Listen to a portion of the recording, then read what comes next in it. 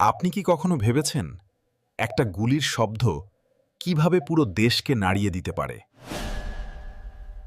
12 December 2025 দুপুর 2:20 ঢাকার Paltan box culvert রোডে। রাস্তায় দুপুরের রোদ, রিকশার হর্ন, লোকজনের চলাচল। হঠাৎ দুটো শব্দ, ধুম ধুম, টায়ার ফাটার মতো।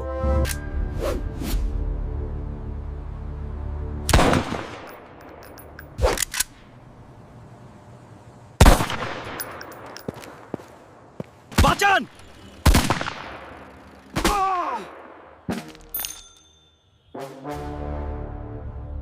দ্বিতীয়টা কপালের কাছে। রক্ত ছড়িয়ে পড়ে রিকশার সিটে রাস্তায়। হাদি লুটিয়ে পড়েন। রিকশাওয়ালা চিৎকার করে ওঠেন, বাঁচান, হাদি ভাইকে গুলি করেছে। এই একটা মুহূর্তে শুধু একজন মানুষ মারা যাননি, একটা আন্দোলনের প্রতীককে খুন করা হয়েছে। কিন্তু কেন, কারা করেছে? হাদিকে রিকশায় তুলে ঢাকা মেডিকেলে। ইমার্জেন্সি রুমে ভিড়। গুলির রোগী।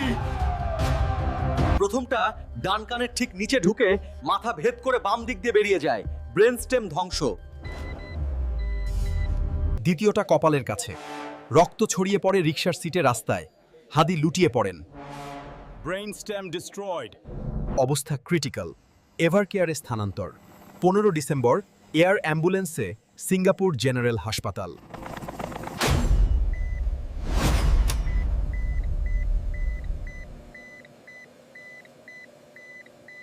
একটি বিলাসবহুল রিসর্টে গোপন বৈঠক।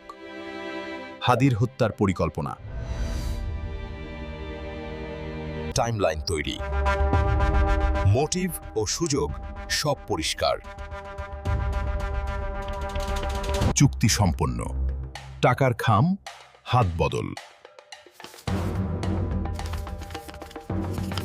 অস্ত্র প্রস্তুত।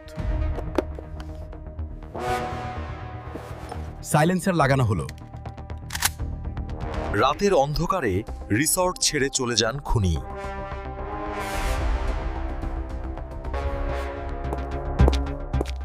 রাতের অন্ধকারে রিসর্ট ছেড়ে গ্রামীণ রাস্তায়।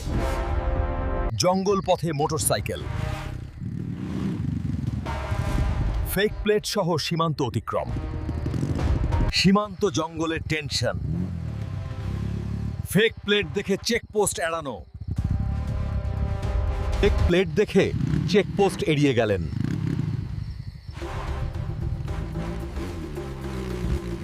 সীমান্ত পিলার অতিক্রম। মেঘালয়ে প্রবেশ। মেঘালয়ে প্রথম নিরাপদ আশ্রয়। কিন্তু এটা কি সত্যিই নিরাপদ?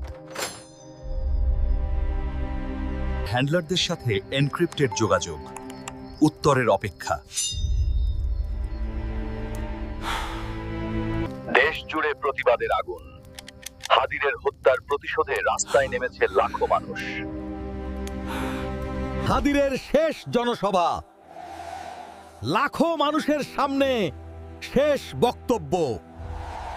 এখন সিদ্ধান্তের সময়। ফিরে লড়াই করবেন নাকি চিরকালের জন্য হারিয়ে যাবেন? দেশব্যাপী মানহ্যান্ট। ফয়জালের মাথার দাম 10 লাখ টাকা। পুরনো পরিচয় পুড়িয়ে ছাই। নতুন শুরু না নতুন শেষ? শেষ মেসেজ। অদৃশ্য হও নাকি শহীদ হও। ঢাকার রাস্তায় লাখো মানুষ। হাদিরের ছবি হাতে অবিরাম লড়াই। ভোরের আলোয় সিদ্ধান্ত। ফিরে যাওয়ার পথে পা বাড়ালেন। সীমান্তের চূড়ায় দাঁড়িয়ে শেষবার পিছনে তাকালেন। দিগন্তে মিলিয়ে গেলেন, কিন্তু লড়াই থেমে নেই। লড়াই চলবে। আপনি কি এই আগুন জ্বালিয়ে রাখবেন?